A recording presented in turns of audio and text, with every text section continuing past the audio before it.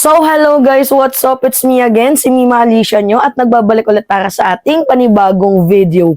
So, ito na nga po guys, talagang kinuyog po at ni-real talk itong si VP Sara ng kanyang mga kasamahan mismo sa 19th Congress. So, kabilang na nga po dyan sa mga bumanat ay itong si Senator Risa Hontiveros. Talagang hindi naman talaga natin masisisi na bumanat itong si Senator Risa Hontiveros kasi you know what, galit na galit to sa mga Duterte pag merong nakikitang mali.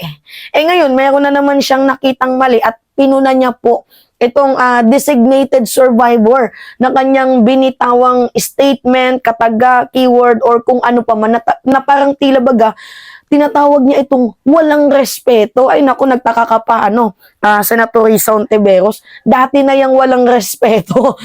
Dati na yung walang respeto. Yung tatay niya nga takot sa kanya, di ba? Yan yung claim ng mga dilis. Anyway, ito yung sabi ni Senator Risa Hontiveros. Napaka-irresponsable, reckless statement. So yung statement kasi guys ni Sara Duterte nung tinanong siya kung a-attend ba siya, dadalo ba siya dito nga sa third SONA ng ating presidente, ang sabi niya, no, I will not attend the SONA. I am appointing myself as the designated survivor. Alam niyo, wala naman sanang mali kung hindi siya umattend kasi unang-una, hindi naman siya kailangan doon eh. 'Di ba? Hindi, nonsense na, irrelevant siya. Irrelevant itong si Sara Duterte. Pero yung sasabihin niya na na I am appointing myself as the designated survivor, like, ano yung gusto mong palabasin? Ano yung gusto mong ipahiwatig? Madami na dyan mga naunang bumatiko sa kanya. Kabilang na nga si Larry Gadon, si Barry Gutierrez, diba? Ang dami ng kumuyog dito kay Sara Duterte, pero hindi nakatiis itong si Senator Risa Hontiveros at si Coco Pimentel. Ito na nga, bumanat si Senator Risa Hontiveros. Ano yung sabi niya? Napaka-irresponsable, reckless statement ng isang pangalawang pinakamataas na opisyal ng ating bansa na dapat nagbibigay ng magandang halimbawa ng respeto sa kapwa na katrabaho niya sa gobyerno at respeto sa isa sa pinakamahalagang gawain ng Kongreso taon-taon. Ewan ko ba dito alam nyo, ito na nga yung sinasabi ko sa inyo guys, na in the first place, hindi na po talaga namin kailangang sirain itong si Vice President Sara Duterte dahil kitang-kita nyo naman sa kanyang movement, sa kanyang mga sinasabi sa mainstream media na parang tila baga, siya na mismo yung nagbabrag down sa kanyang sarili. Mapapansin nyo, di ba?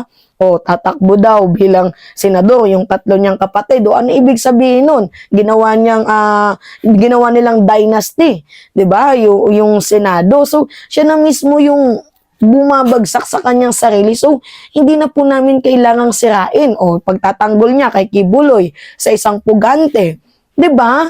Na pinapagtanggol natin yung karapatan ng bawat mamamayang Pilipino, tapos siya pinapagtanggol niya yung isang fugitive, yung criminal offender. 'Di ba? Tapos yung comment niya dito sa West Philippine Sea issue. Kaya nga ito nga sinasabi ko sa inyo guys na no need para sirain namin siya. Dahil siya na mismo ang sumisira sa sarili niya. Totoo yan. Tapos ngayon, yung designated survivor, na anong ibig sabihin nun? Papasabugin nyo ang House of Representative, lalo pat itong si Bato lalo pat itong si Bato, hindi daw a-attend. So ano yung ibig sabihin nun? Mga minamahal, ano yung ibig sabihin nun? Papatutuhanan nyo nga yung designated survivor. Hindi a-attend yung isa sa mga PDP, di ba, nakaalyado nila. Kasi ang rason ni Bato, masakit daw yung kanyang tuhod. 'Di ba? Masasabi natin na baka totoo nga yung plano na designated survivor na yan once na itong si Bongo, si Robin Padilla, 'di ba? Or si Tolentino, I don't know kung ano pa itong si Tolentino sa kanila. Basta pag hindi umattend si Go, si Bato, pati si Robin Padilla, then maybe, 'di ba? Baka totoo yung planong i-designate talaga. Gagayahin, nakuha yung concept, yung idea dito nga sa designated survivor. Anyway, tinawag niya napaka-irresponsable, talagang irresponsable itong si Sara Duterte. Wala talagang respeto noon pa man. 'Di ba? Sabi niya pa nga kay Risa Ontiveros noon, wala daw siyang respeto kay Senator Risa Ontiveros. Ang banat naman ni Senator Risa Ontiveros, okay lang kahit hindi mo ko irespeto, basta irespeto mo yung taong bayan, yung pera ng taong bayan. Ukol nga dito sa 125 million confidential funds. Dapat ipa-impeach na to eh. Tama yung sinabi ni Trillanes, ipa-impeach itong si Inday. So ngayon, bumanat din si Coco. Sabi ni Coco, walang taste. Coco Pimentel hits Sara Duterte over designated survivor, remark. So sabi ni ni Pimentel, hinaluan niya ng showbiz. Dapat si Sara Duterte nag-artista na lang, no? In the first place. Kasi ang hilig gumawa ng eksena eh. Uy, noon pa, tingnan nyo isa sa mga eksena niya, nakikita niyo yan, nagpaulan. Nagpaulan siya.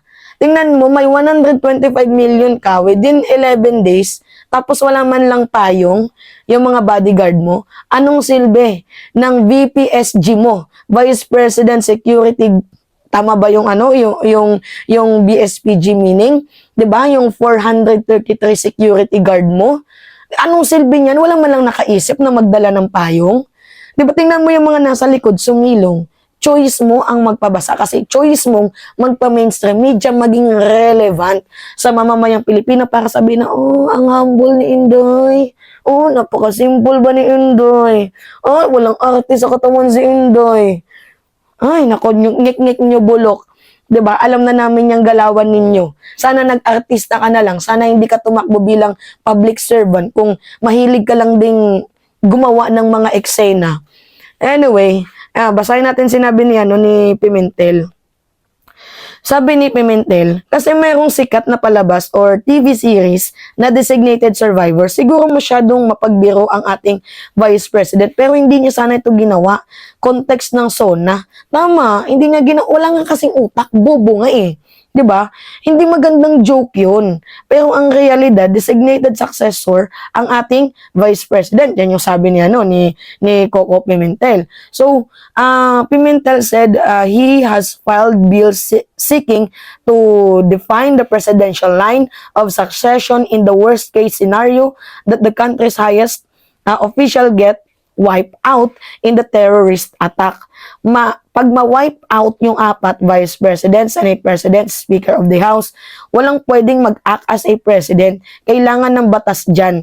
Kaya may panukalang batas ako para tugunan ang mga rare scenario na yan. O diba, naghanda na agad itong si Coco Pimentel dito sa mga worst scenario na hindi pa naman nangyayari sa Pilipinas na posibleng mangyari. Kasi yan yung ini-insist nga ni Sara Duterte. Alam mo, ito talagang si Sara Duterte, wala talagang utak yan, guys. Yan yung iboboto niyong presidente, napaka-immature. Yan yung iboboto niyo, immature, childish. 'Di ba? Wala sa tamang pag-iisip. Crazy na nga eh. Crazy na. 'Di ba kaya deserve mo na binabanatan ka ng mga opposition man 'yan, 'di ba, ng mga loyalist kasi deserve mo naman. Kung hindi ka nag-iisip ng mga premature na pag-iisip na 'yan, hindi naman naabot sa ganyan eh. 'Di ba? Anyway, yun guys. It's me again, si Mima Alicia nyo at nagbabalik ulit para sa ating panibagong video.